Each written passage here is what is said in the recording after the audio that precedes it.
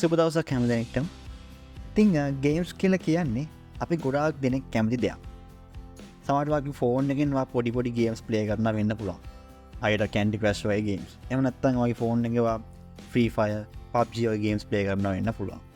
එහෙම නැත්නම් වගේ තියෙන මොකක් හරි PC එකකින්, ලැප්ටොප් එකකින් නැත්නම් මොකක් හරි ගේම් කන්සෝල් එකකින් Call of Duty, Assassin's Creed, Far Cry වගේ ලොකු ගේම්ස් ප්ලේ කරන්න වෙන්නත් පුළුවන්. ඒ කොහොම වුණත් මේ ගේම් එකක් නිර්මාණය කරනවා කියන්නේ ගොඩාක් ලොකු ප්‍රොසෙස් එකක්, ගොඩක් ලොකු අමාරු දෙයක්. ඉතින් මේකට තමයි අපි කියන්නේ ගේම් ඩෙවලොප්මන්ට් කියලා.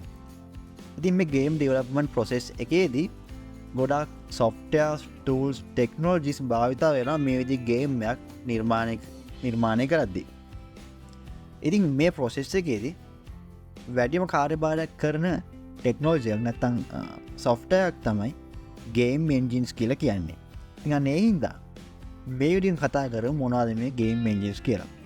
ඉතින් ඔය වාහනයක් ගත්තොත් වාහනේ තියෙන ප්‍රධානම දේ තමයි එන්ජින් එක. ඒතර මේ එන්ජින් එකෙන් තමයි හැමදේම වාහනේ වෙන්නේ.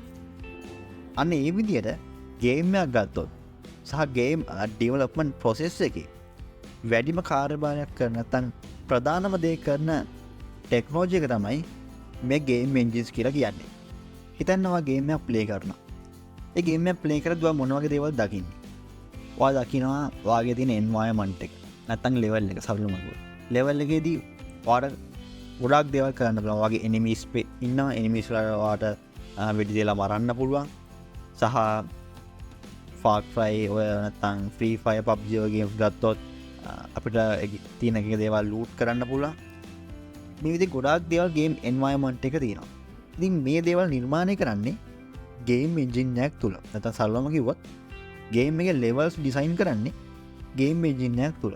ඊට අමතරව ගේම් එක ප්ලේ කරද්දී ඒක රියල් වර්ල්ඩ් එකට ගොඩක් සමානයි. ඒ කියන්නේ අපි ඇත්ත ලෝකේ දකින ෆිසික්ස් නැත්නම් ඒ භෞතික දේවල්ම තමයි ගේම් එන්ජින් එකක් නැත්නම් ගේම් එකක් තුලත් අපි දකින්නේ. ඉතින් ඒවා නිර්මාණය වෙන්නේ මේ ගේම් එන්ජින් එකක් තුල.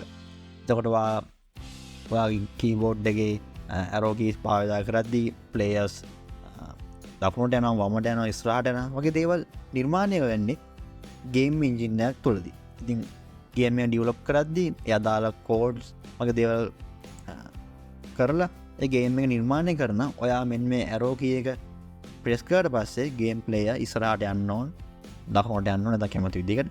ඒ වගේ mouse එක එහාට මෙහාට කරද්දී කැමරා එක වට අවශ්‍ය විදිහට එහාට මෙහාට වෙන්න ඕනේ. ඒ ඔක්කොම වෙන්නේ ගේම් ඩෙවලොපර් මේ ගේම් එන්ජින් එකට දෙන කමාන්ඩ් මත. ඉතින් ගේම් එකේ තියෙන මිෂන්ස්, ගේම් එකේ තියෙන චෙක් පොයින්ට්ස්, මේ හැමදේම ගේම් එකේ මැප් එක වාට ගේම් එක ප්ලේ කරද්දී ගේම් එකේ මැප් එක පේනවා. ඒ ගේම් එක වගේ වාට සරලවකට වාට වෙඩි වදිද්දී වගේ හෙල්ත් එක අඩු වෙනවා. මේ හැමදේම සරලවකට මේ ගේම් එකේ හැමදේම නිර්මාණය වෙන්නේ ගේම් එකේ මෙකැනිසම් හැමදේම නිර්මාණය වෙන්නේ ගේම් එන්ජින් එක හරහා. ඒ වගේ අන්තිමට මේ ගේම් ඩෙවලොපර්ස්ලා ගොඩාක් ලොකු ටීම් එකක් ඇතුළේ මේ ගේම් එක නිර්මාණය කරලා පස්සේ අන්තිමට මේක අවුට්පුට් එක Windows වලට නැත්නම් Xbox, PlayStation වගේ කන්සෝල්ස් වලට එහෙම නැත්නම් මොබයිල් ෆෝන්ස් වලට මේ විදිහ වෙන platforms වලට ගේම් එක අවුට්පුට් කරන්නේ මේ ගේම් එන්ජින් හරහා. ඉතින් ඉස්සරම කාලේ, ඒ කියන්නේ මුලින්ම ගේම්ස් නිර්මාණය කරපු කාලේ මේදී ගේම් එන්ජින්ස් තිබුණේ නැහැ. ඒ කාලේ කියන්නේ මේදී අපිට වෙනම ගන්න ගේම් එන්ජින්ස් තිබුණේ නැහැ. එතකොට ඒ කාලේ ගේම් ඩෙවලොපර්ස්ලා ගේම් නිර්මාණය කරලා තියෙන්නේ මුලින්දලම හැමදේම මුලින්දලම කෝඩ් කරලා තමයි ගේම් එකක් නිර්මාණය කරලා තියෙන්නේ. හිතලා බලන්න මොන තරම් අමාරු දෙයක්ද ඒ කාලේ ගේම් එකක් නිර්මාණය කරනවා කියලා කියන්නේ. ඒ කියන්නේ ගේම් වල තියෙන ග්‍රැෆික්ස් වලට, ඔඩියෝ ඉන්පුට් වලට, මේ තියෙන ලොජික් නැත්නම් මේ ෆිසික්ස් වලට, මේ AI වලට හැම දෙයකටම මුලින් ඉඳලා යාලා කෝඩ් ටයිප් කරලා තමයි ගේම් එකක් නිර්මාණය කරේ. මොන තරම් අමාරු දෙයක්ද, මොන තරම් සංකීර්ණ දෙයක්ද කියලා වලට හිතා ගන්න පුළුවන්. කල්පනා කරලා බලද්දී ඉතින් හැබැයි මේ ගේම් එන්ජින්ස් ආවට පස්සේ ගේම් ඩෙවලොපර්ස්ලා ගොඩක් ලේසි වුණා. අර මුලින් ඉඳලම හැම බින්දුවෙන් ඉඳලා මේ කෝඩ් කරගෙන එන්න අවශ්‍ය නැහැ. ගේම් එන්ජින් එකක් තුල අවශ්‍ය දේවල් තියෙනවා. ඊට පස්සේ අවශ්‍ය දේවල් ටික තමයි අපිට කෝඩ් කරන්න ඕන. අර මූලිකම දේවල් ටික ගේම් එන්ජින් එක තුල බිල්ඩ් ඉන් වෙනවා.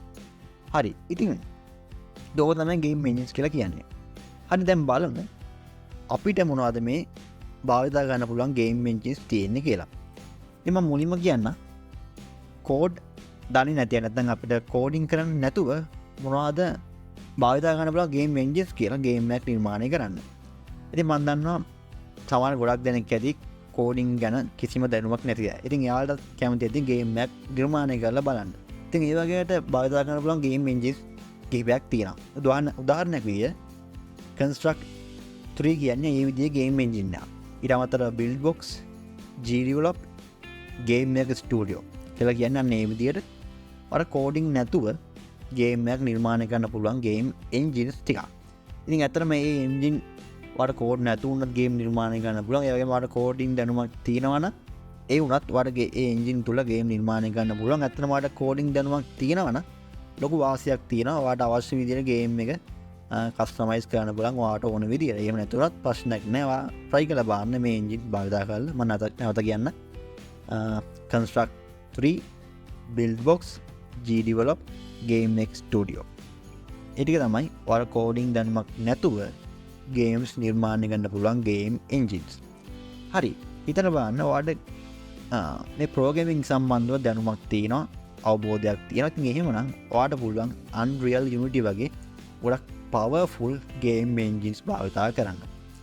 ඉතින් ඒ වගේ engine run කරන්නත් ඔයාලට හොඳ system requirements තියෙන laptop එකක් හරි PC එකක් හරි ඕන. ඉතින් ඒවා ඔයාගේ ඒ වගේ engine භාවිත කරනවා නම් ඒවට අදාළ system requirements තියෙනවා කියලා බලන්න. ඔයාගේ තියෙන resources වල නැත්නම් ඔයාගේ තියෙන PC එක හරි laptop එකේ හරි කොහොමද Unreal සහ Unity කියන්නේ ගොඩක් powerful game engine දෙයක්. ඉතින් Unreal ගත්තොත් Unreal එකෙන් තමයි මේ ළඟදී release වෙච්ච Alan Wake 2 වගේ games නිර්මාණය වුනේ. ඉතින් එහෙම ගොඩක් games නිර්මාණය වෙලා තියෙනවා මේ Unreal engine එක පාවිච්චි කරලා. කොහොමුණත් Unreal engine එකේදී භාවිතා වෙනවා C++ කියන programming language එක. ඒතකොට Unity engine එකේදී භාවිතා වෙන්නේ C# කියන programming language එක. ඉතින් ඒ වගේම තව engine එකක් තියෙනවා Godot කියලා. මේ Godot කියන game engine එක free open source engine එකක්. ඉතින් ඔයාලට ඒ engine එකත් භාවිතා කරන්න පුළුවන්. ඉතින් ඒකෙදී GDScript කියලා වෙන programming language එකක් භාවිතා වෙනවා. ඉතින් ඒක මේ Godot engine එකෙම නිර්මාණය කරපු language එකක්. Python වගේ Python වල ගොඩක් සරල වගේ සමාන language එකක් තමයි මේ GDScript කියලා කියන්නේ. ඒ වගේ මේ Godot engine එක තුලදී ඔයාලට C# සහ C++ කියන programming language උත් භාවිතා කරන්න හැකියාවක් තියෙනවා. ඉතින් Unreal, Unity, Godot වගේ game engine වලට පුළුවන් coding දැනුමක් තියෙනවා නම් try කරලා බලන්න. ගොඩක් powerful game engines. හරි. ඉතින් මේවා තමයි අපිට භාවිතා කරන්න තියෙන engines. හැබැයි අපි ගොඩක් දකින ප්‍රසිද්ධ games උදාහරණයක් විදියට Assassin's Creed, Far Cry සහ තව ගත්තොත් Need for Speed, Battlefield වගේ එක එක විදිහේ games, ගොඩක් games නිර්මාණය කරන්න ඒ අදාළ සමාගම් නැත්නම් ඒ අදාළ පබ්ලිෂින් හවුසස් වල නැත්නම් ඒ ස්ටුඩියෝස් වල එයාලම නිර්මාණය කරපු ගේම් එන්ජින්ස් එහෙමත් තියෙනවා. ඉතින් උදාහරණයක් විදියට Assassin's Creed ගේම් එක නිර්මාණය කරන්නේ Anvil කියලා ගේම් එන්ජින් එකක් භාවිත කරන. ඒතකොට මේ Anvil කියන ගේම් එන්ජින් එක වෙන කෙනෙක්ට භාවිත කරන්න බෑ. ඒක තියෙන්නේ Ubisoft ස්ටුඩියෝ එකේ විතරයි. Ubisoft වලට විතරයි ඒකින් අය විතරයි ඒ එන්ජින් එක භාවිත කරන්නේ. මොකද එයාලා තමයි ඒ එන්ජින් එක නිර්මාණය කරලා තියෙන්නේ.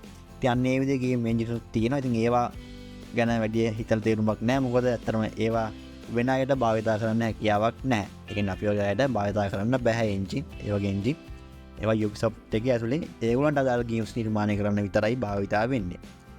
හරියට ඔය ටික තමයි මේ එන්ජින් ගැන කතා කරන්න තියෙන්නේ. ඒ වගේම තව දෙයක් තියෙනවා. මේ එන්ජින් කොහොමද දන්නවනේ මේ ගේම් එන්ජින් භාවිත වෙන්නේ ගේම්ස් නිර්මාණය කරන්න. හැබැයි දැන් වෙද්දි දැන් නෙමෙයි කාලෙක ඉඳලා ගොඩ කාලෙක ඉඳලා මේ ගේම් එන්ජින් ගේම්ස් වල විතරක් නෙමෙයි තවත් ඊට එහාට ගියපු තවත් දේවල් වලට භාවිත වෙනවා. උදාහරණයක් විදියට ආකිටෙක්චරල් වගේ දේවල් වලට භාවිත වෙනවා. එතකොට ෆිල්ම්, TV series දේවල් නිර්මාණය කරන්නත් මේ ගේම් එන්ජින් භාවිත වෙනවා. ඉතින් ඒව ගැන කැමති නම් පොඩ්ඩක් සර්ච් කරලා YouTube එකේ හරි Google එකේ හරි සර්ච් කරලා බලන්න. ඔයාලට ගොඩක් දේවල් හොයාගන්න පුළුවන් වේවි. සහ මේකේ අදාළ ගේම් එන්ජින් වලට සිංහලෙන් ටියුටෝරියල් තියෙනවා නම් ඒවට අදාළ ලින්ක්ස් මම දාලා තියන්න පුළුවන් වුණොත් පොඩ්ඩක් ඒකත් ඩිස්ක්‍රිප්ෂන් එක චෙක් කරලා බලන්න. මම ගොඩක් දුරට ඒ වීඩියෝස් දාලා තියෙවි. හරි. ඉතින් ඔන්න ඔය ටික තමයි මට මේ වීඩියෝකෙන් කියන්න අවශ්‍යලා තිබුණේ. ඉතින් වා මේ එන්ජින් භාවිතා කළ තියෙනවනම් වගේ එක්ස්පීරියන්ස් පහලින් කමෙන්ටයක් දාන්න. ඒ වගේම වා කැමති මේ එන්ජින් එක මොකද්ද කියලා පහලින් කමෙන්ටයක් දාන්න. ඒ වගේම වීඩියෝකෙන් දෙයක් ඉගෙන ගත්තා නම් අනිවාර්යෙන් වීඩියෝ ලයික් එකක් දාන්න අමතක කරන්න එපා. ඒ වගේම වීඩියෝ ෂෙයා කරන්න. තවත් ඔයා වගේම ගේම් ඩෙවලොප්මන්ට් වලට කැමති ඔයා දන්න කෙනෙක් ඉන්නවා නම් එයාටත් මේ වීඩියෝ එක ෂෙයා කරන්න. ඒක එයාට ගොඩක් වැදගත් වේවි. ඒ වගේම අපේ channel එකටත් ගොඩක් ලොකු help එකක් ඒ විදිහට ඔයා මේ වීඩියෝ එක ෂෙයා කරොත්. ඉතින් සහ වැදගත්ම දේ තමයි channel එකට subscribe කරන්න. ඉතින් අපේ TechHouse ගේ channel එකෙන් අපි මේ විදිහේ ටෙක්නොලොජි සම්බන්ධ දේවල් අරන් එනවා. ඉතින් අපේ ලොකුම අරමුණ සහ ප්‍රධාන වරමුණ තමයි මේ ටෙක්නොලොජි සම්බන්ධ දේවල් සිංහලෙන් ඔයාලත් එක්ක බෙදා හදා ගන්න එක. ඉතින් බවත් ස්තුතියි වීඩියෝ එකත් එක්ක එකතු වෙලා හිටියද. තාත් මේ ගලොත් වීඩියෝ එක හම්බෙමු. ඉතින් ගෙහෙන්න මම සවිෂ්ක මේ TechHouse එකේ